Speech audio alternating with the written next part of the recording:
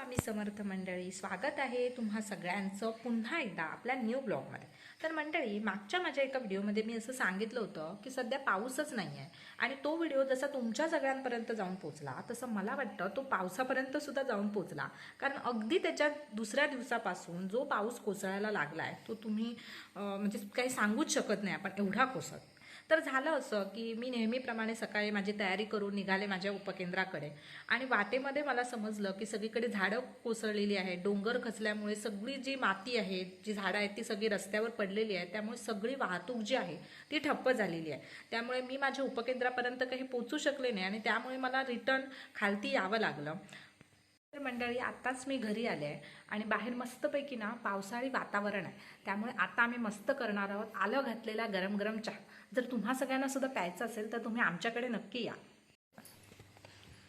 तर मंडळी, आता आम्ही घेतोय चहा आणि हे आमचं मक्याचं फरसाण. लवकर लवकर चहा घेतो आणि बाहेर मस्तपैकी पाऊस पडतोय त्याचा आनंद घेत घेत गरम गरम चहा आणि थोड्या वेळानेच आम्ही जेवणाला सुरुवात करणार आहोत. आज आम्ही काय करूया? कारल्याची भाजी करूया ना जेवणा. भाजी करूया आणि भाकरी भाजी नाचण्याची. चाल. मी आत्ताच दिवा लावला. आज मला यायला थोडा उशीर झाला त्यामुळे आजच्या चहाला सुद्धा लेट झाला. आता थोडंसं PSCत काम होतं, तिथे गेले होते आणि आल्यानंतर दिवा वगैरे लावला आणि आता चहा घेतोय आम्ही. तर तुम्ही पण या चहा प्यायला. आईने गरम गरम फुगलेली भाकरी भाजली आहे, असं छान फुगली आहे. आणि आता मी करते कांदा भजी. म्हणजे मी कांदा वगैरे चिरलाय. बाहेर असा छान पाऊस पडतोय त्यामुळे आज आम्ही म्हटलं की कांदा भजी करूया. त्याच्यासाठी मी कांदा वगैरे कापून घेतलाय आणि आता आम्ही भजीची तयारी करतोय. अशा प्रकारे भज्यांचं बॅटर तयार झालं आणि आईने ते मस्तपैकी भज्यासुद्धा सोडल्या आहे गरम गरम तेलामध्ये. भज्यांच्या बॅटरची रेसिपी काही सांगायची गरज नाही. प्रत्येकाची आपली आपली रेसिपी असते, वेगवेगळी पद्धत असते. आमची रेसिपी साधी सिंपल आहे. याच्यामध्ये काय काय घातलं आहे ते आई तुम्हाला सांगतील. आपण काय काय घातलं आहे? आम्ही काय बेसन, कांदा, ओली मिरची, कोथिंबीर, चवीपुरतं मीठ, पण पाणी अजिबात नाही घाललं. तर ही भजी जी केलेली आहे त्याच्यामध्ये आईने अजिबात पाणी वापरलं नाही आहे, नुसतंच मळलं आहे. हो, कांद्याचं जर पाणी सुटतं ना त्याच्यातच. तर अशी आमची साधी सिंपल रेसिपी आहे. आज पाऊस पडत होता तर म्हणूनच आम्ही बेत केला की आज कांदा भजी करूया मस्तपैकी. तर अशा आमच्या भज्या आहेत त्या काढल्या आहेत आईने.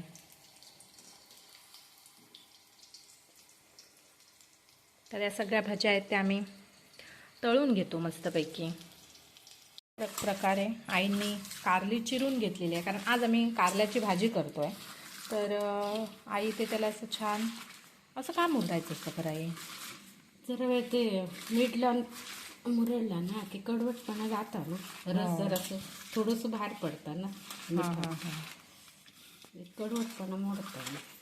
मी स्वतः यूट्यूबला 2-3 अशा रेसिपी बघितल्या होत्या आणि ट्राय केल्या होत्या, पण जो कडवटपणा होता तो जातच नव्हता. त्यामुळे मला कारल्याची भाजी आवडायची नाही. पण जेव्हा माझं लग्न झालं आणि तेव्हा मी आईंच्या हातची फर्स्ट टाईम कारल्याची भाजी खाल्ली आणि तेव्हापासून मला ती एवढी आवडायला लागली की आता जेव्हा पण मी मार्केटमध्ये भाजी आणायला जाते तेव्हा मी कारली घेऊन येते. आणि आईने मला सुद्धा सांगितलं की तो कडूपणा जाण्यासाठी काय करायचं असतं. तर अशी ती छान पिळून घेऊन त्याचा रस काढायचा असतो. मीठ लावून 5 मिनिटं ठेवायचे ना. हो, आणि हे बघ अशी काढून घ्यायची. जरासं जास्त नाही, म्हणजे सगळं त्याचं सत्व जाईल एवढं नाही, पण थोडंफार थोडंसं कडवटपणा कमी जातं.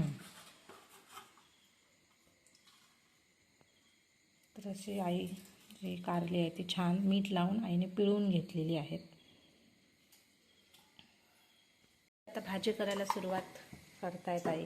तर आईने घेतला आहे कांदा, मिरची आणि खोबरं, 3च गोष्टी. कमी साहित्यामध्ये मस्त अशी कारल्याची भाजी.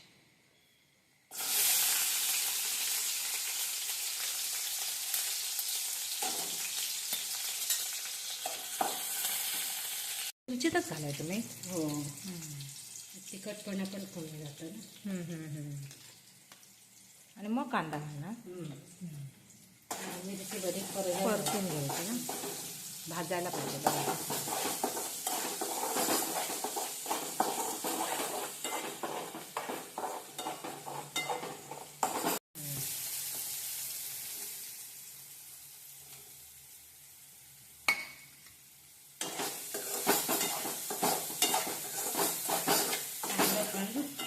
बरा परतून लाल सर्व.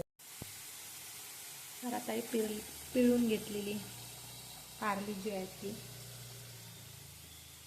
टाकायची आहेत.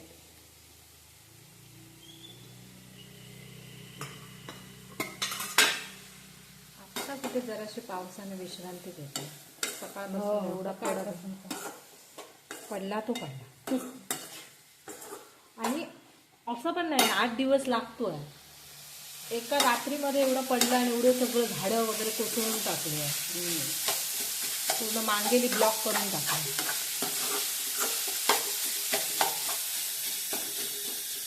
जरा गॅस मोठी करू. म्हणजे चांगली भाजून घेणार पहिला. जे डायबेटिक पेशंट असतात ना त्यांच्यासाठी तर ही भाजी उत्तम आहे मला असं वाटतं. म्हणजे डायबिटीस हा असा आहार आहे ना की जो तुम्ही तुमच्या आहारातून तुम्ही डेली जे एक्सरसाइज करता त्याच्यातून सुद्धा कंट्रोल करू शकता. फक्त या छोट्या छोट्या सवयी आहे पण जे डाएटचे रूल आहेत ते फॉलो केले पाहिजे. एक्सरसाइज केली पाहिजे ज्याच्यामुळे सुद्धा बऱ्यापैकी तुमची शुगर आहे ती कंट्रोल राहते. आणि नाचण्याची भाकरी कारल्याच्या भाजीसोबत खरं कॉम्बिनेशन हे पाहिजे. पण आम्ही आमचं प्लॅन चेंज केला ना, आम्ही तांदळाची भाकरी, कारण आम्ही दुपारी बनवलं होतं अळू आणि माझी इच्छा झाली की तांदळाच्या भाकरीसोबत मला अळू खायचं होतं. त्यामुळे आम्ही तांदळाची भाकरी भाजले.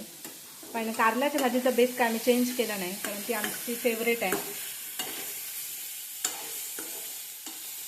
आता इतके डायबिटीसचे पेशंट आहेत ना गोळ्या घेतात पण त्या गोळ्या घेत राहतात आणि डाएट नाही ना त्यांचा. आपण शुगर वरसून खातोय आणि गोळ्या घेतोय मग शुगर कशी मेंटेन राहील. मग शुगर वाढणारच ना आणि दोष सगळ्या गोळ्यांवर येतो की आमची कंट्रोलच होत नाही या गोळ्यांनी. तर असं काही नाही आहे. तुम्ही जर चांगला डाएट तुमचा जो आहे तो फॉलो केला, तुमचे जे डेलीचे एक्सरसाइज आहे ते केला तर नक्की तुमची शुगर कंट्रोल राहू शकते. आता ना हे करायचं, गॅस कमी करू, झाकण देऊया, वाफ काढून घ्यायचं ना 5 मिनिटं. तरीचा कलर काहीसा असा दिसतोय आणि तो चांगली भाजल्यानंतर कलर चेंज होणार ना वाफ काढल्यानंतर. आता काढूया ना झाकण.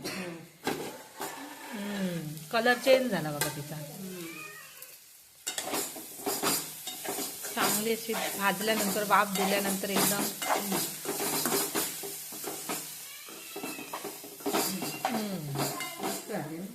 आता खोबरं घालूया ना. खोबरं घालू. कारल्याची भाजी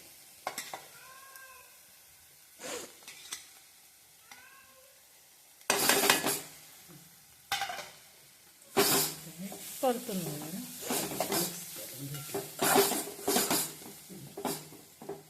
1 मिनिट परत झाकण ठेवूया. परत ठेवायचा. थोडं जी आहे ती वाफ देऊन झाल्यानंतर आमची रेडी झाली आता खाण्यासाठी.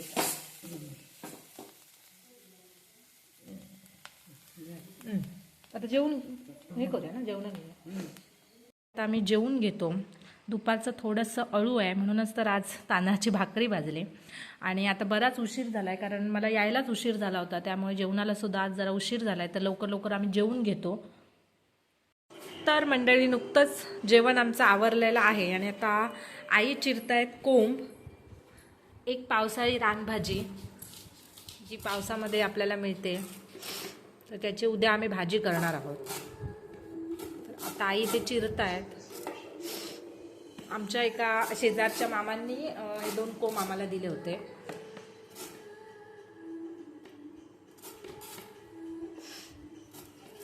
त्याची पाण्यात नंतर रात्रभर भिजत घालतात नाही करून झालं.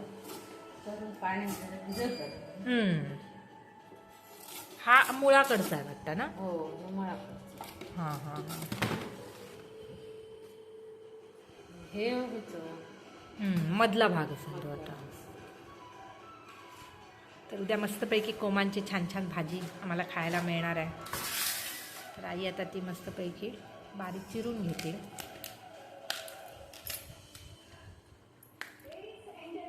पावसाळ्यामध्ये ना कोकणामध्ये अशा कितीतरी रानभाज्या असतात, त्या अशा मिळतात आणि त्यांची टेस्ट ही पावसातच छान होते, कारण ते स्पेशली पावसातच येतात. त्यामुळे अशा ज्या सीझनल भाज्या आहेत त्या तुम्हाला सुद्धा मिळत असतील तर तुम्ही नक्की खा.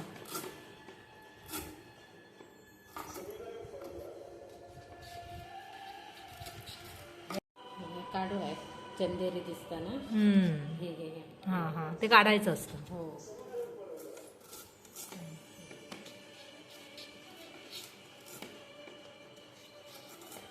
माझ्या मिस्टरांना सुद्धा ही असली कामं करायला खूप आवडतात. ते सुद्धा असे स्वतःच घेतात आणि करायला सुरुवात करतात. त्यांना अशी खूप आवड आहे, जे असं नॅचरली मिळतं तसे नॅचरल गोष्टीचे पुरस्कर्ते आहेत ते जास्त करून.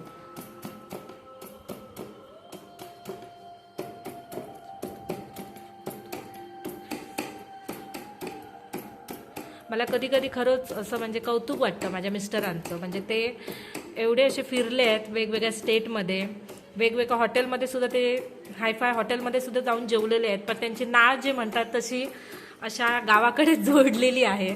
त्यांना अशाच या निसर्गातून मिळणाऱ्या गोष्टींची जास्त ओढ आहे.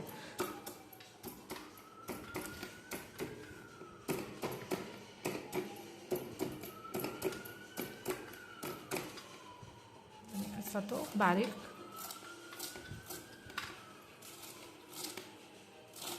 चिरून घे.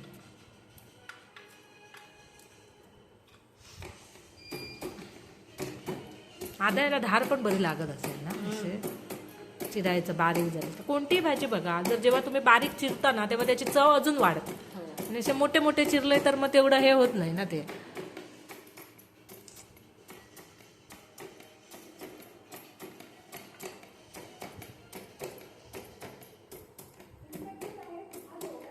कणकीचे कापात असते बारीक याला काटे असतात ना कणकीला. होय तर.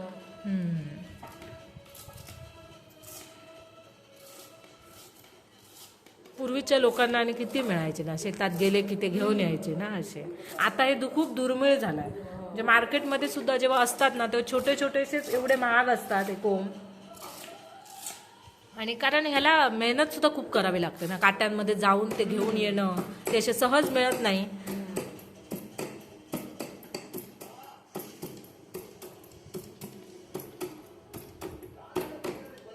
एका कोंबाची एवढी भाजी पडलेली आहे, आईने बारीक चिरली आणि आता आई दुसरा कापतायत. तो आई मुळाकडचा होता ना आणि हा मधला आहे. मधला आहे, जरा जून झाले. हां हां हां. तरी पण कोवळा कोवळा पडणार तेवढा घ्यायचा. इथे सुद्धा बरे जातं, पण जरा कमी जातं. जून असणार ते घेणार नाही ना. वरती पण जून आहे थोडा. बघूया केवढं पडतोय त्याचे सुद्धा ते. पण हे चिरायला बरं वाटतात ना. पहिले ते जरा खडबडीत. हा.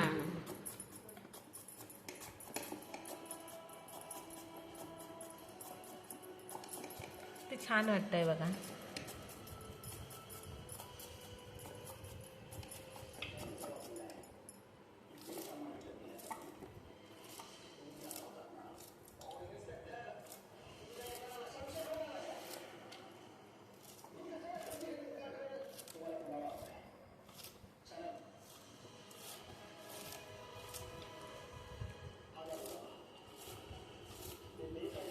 कट करायचा. ओके.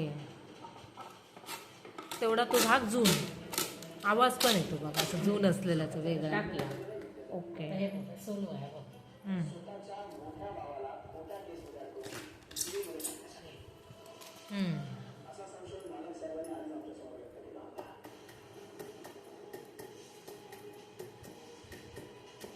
ह्याचं पण तसंच होणार ना. तेवढं घेतलं की परत पुढे जून मिळालं कट कर पेरापासून असं.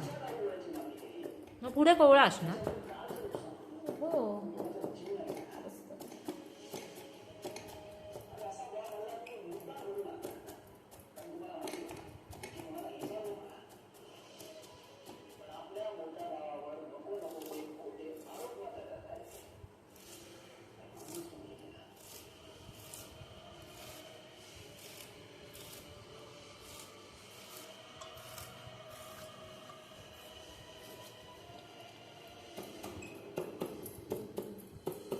हे अशा पद्धतीने सगळी कापात जी आहेत ती चिरून झालेली आहेत आणि 2 कोमांची मिळून आम्हाला एवढी भाजी मिळालेली आहे.